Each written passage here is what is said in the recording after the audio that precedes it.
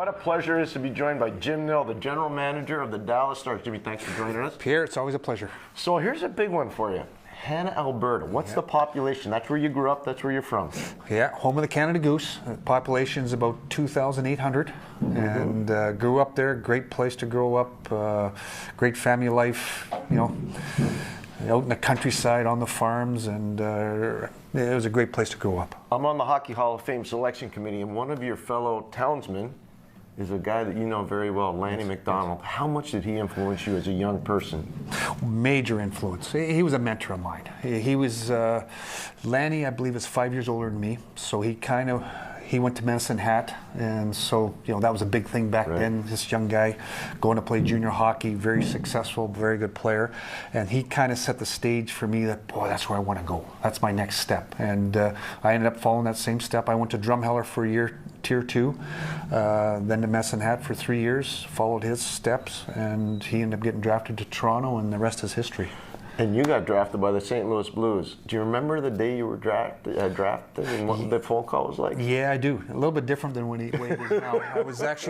I'd gone back to Drumheller to work that year.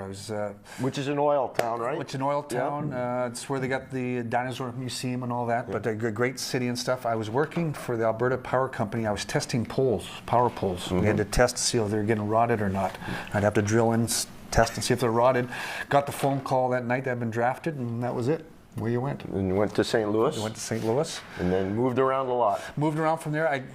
Before I went to St. Louis, I had a chance to, I got a call from the Canadian Olympic team, and I played on the 1980 Olympic team. So I went to University of Calgary for 1 year.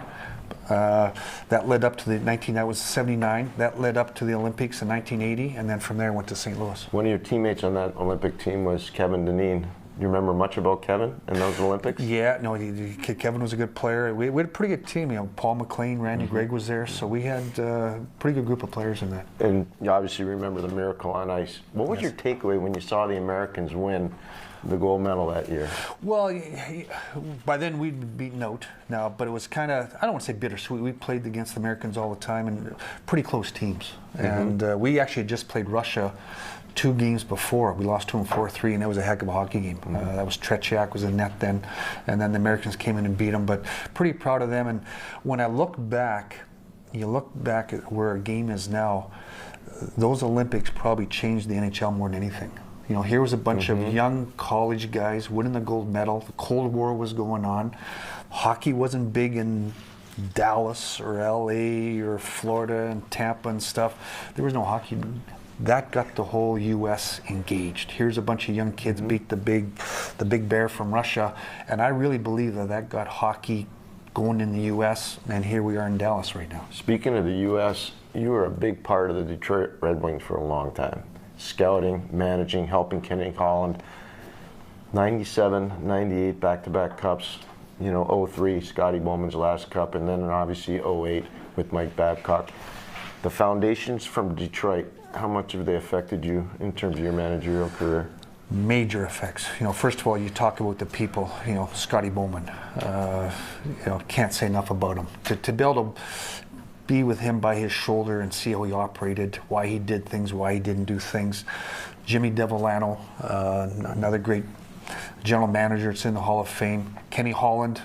Kenny and I actually played junior together, and I worked my way up with him. I worked under him, and it's a big part of my career. And when I look back, I had opportunities to go other places, but I stayed there.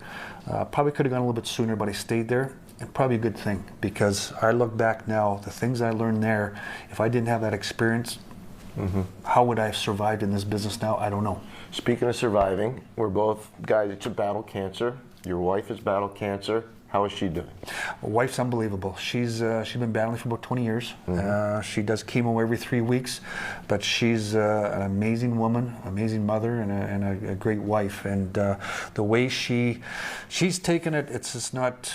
She's not sorry for herself. She's like, you know what? There's other people out here that need help too, and that's how she takes it. She's out there helping other people and doing a great job. How important is it to be positive when you're going through those cancer situations? Well, I know you lived it also, and it's very important. That's all it is. It's having the right outlook in life. Some days you don't want to get up, and but you know you have to, and you might have kids at home, and you got other people watching you, and I believe a big part of it's all attitude. So attitude is a big part of that. This is the hardest question I'll ask you. How hard was it this year with Jimmy Montgomery and the situations you had to go through? That was tough.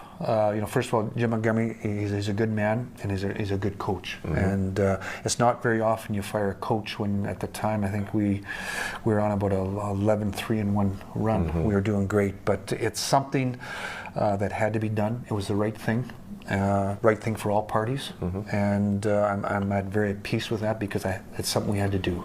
Talk about your relationship with Rick Bowness. I know it goes back a long way, especially you guys were teammates, I believe, in Winnipeg, right? So it goes back a long way. You worked together in Ottawa.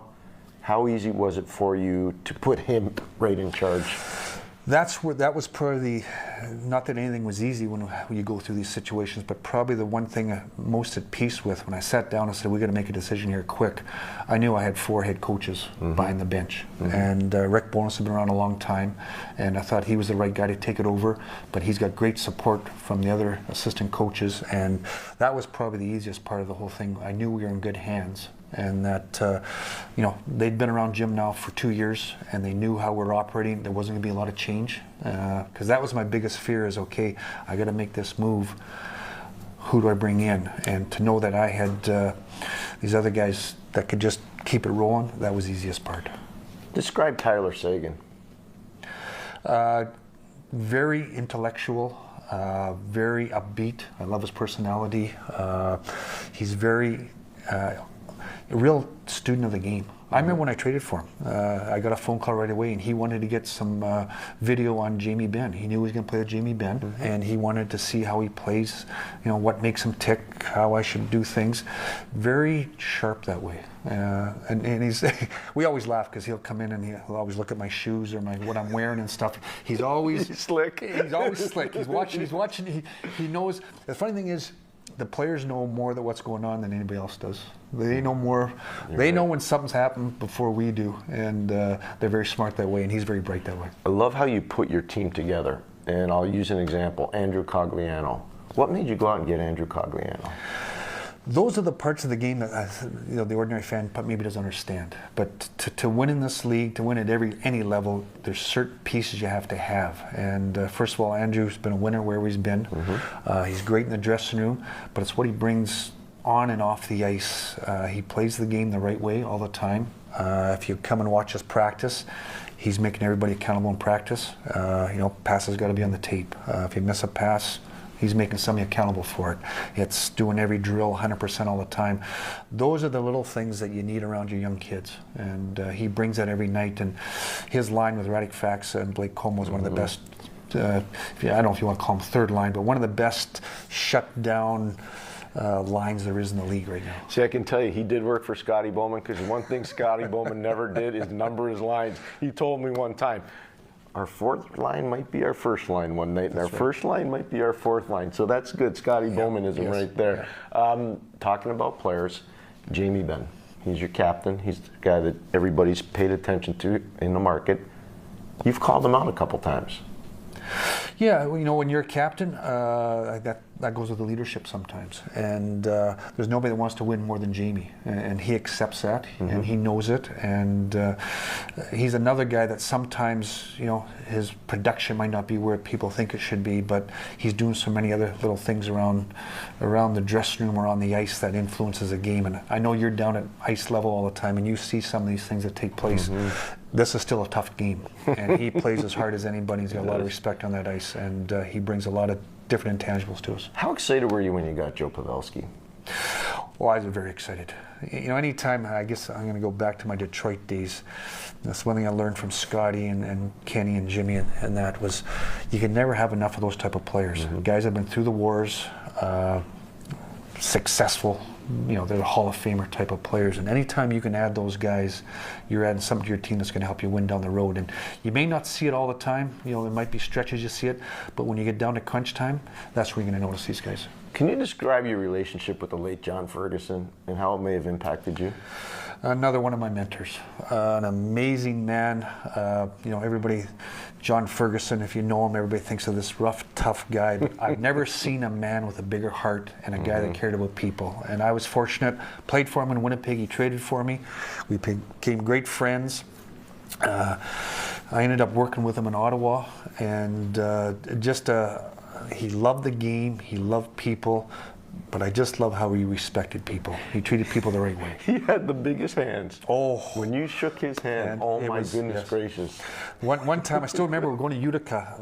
He was in Utica to scout a game, and I was going to meet up with him there. And I saw him sitting in the concourse, so I thought I'd come up behind him and kind of scare him a little bit. So I wrapped my arms around him and said, "Ferguson!" And he tightened up, and it was like grabbing a boa. He tightened up, and I said, "Fergie, it's me. Don't turn around and do anything." His hands were as big, and he was strong, but his heart was as bigger than his body. Really amazing man. I totally agree. I miss him every day. Want to ask you about the Dallas Stars going in the playoffs. Obviously, you still got some road to cover. How optimistic are you about your group? You know what? I like our team when we play the right way.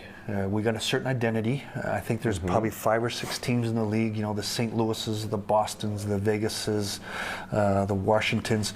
We're a big, heavy team. And we have to play the right way, which every team does. But our biggest thing is sticking with our identity. We got great goaltending, we got good defense, and when we play our game the right way, we're a tough team to play against. And the biggest thing is you play 82 games, and it's a marathon, and it's getting these guys to buy into that every night. But we're getting there, and like I said, I think there's 20 teams that can win the cup. That's how close it is. Yeah, and I would agree. That's not disrespect any team. Yeah. That's how tough the league is. Yeah. Trouble is only 16 make it. So you got to get in there, and then once you get in there, got to stay healthy. Got to get a little bit lucky, but we can match up against anybody. Thank you for your time, Jim. Thank you. Great to see you looking so good. Yeah. Thank you. Thanks.